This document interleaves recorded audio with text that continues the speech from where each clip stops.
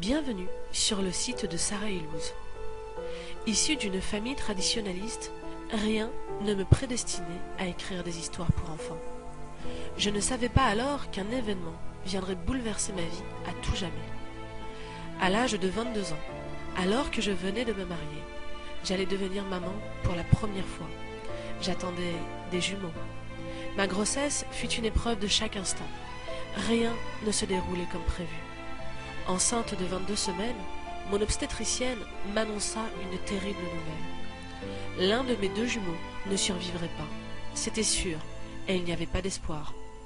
À ce moment-là, j'étais au bord de l'évanouissement. C'était comme si un gratte-ciel venait de s'effondrer sur moi. Je ne pouvais pas imaginer cette possibilité, et je ne pouvais pas non plus l'accepter. J'attendais 2 enfants, et il me les fallait tous les 2. Je n'étais pas très pratiquante, mais je ressentais quelque chose de très fort, une sensation indescriptible, comme une voix qui me disait « Sarah, le destin des enfants qui sont en toi dépend de tes actes, leur avenir est sur une balance. » Je savais que j'avais besoin d'un miracle et qu'il fallait aller le chercher. Je commençais alors la course au mitzvot. Chaque action pesait un poids inestimable qui pouvait peut-être faire pencher cette terrible balance. Comment dès lors pouvais-je refuser d'en accomplir une seule? Je me mis à faire Shabbat, je changeai ma tenue vestimentaire, j'ai réappris à lire hébreu pour pouvoir lire des psaumes. Je pleurais chaque jour, et chaque jour qui passait était une victoire, car un jour qui passait signifiait qu'un sursis m'avait été accordé. Mais quelle terrible angoisse m'habitait, car une multitude de questions m'envahissaient. Serais-je suffisamment méritante demain? Est-ce que mes actes correspondront à ce que mon Créateur attend de moi? Et si la force venait à me manquer? Chaque échographie était une épreuve, car j'appréhendais ce que l'on allait m'annoncer.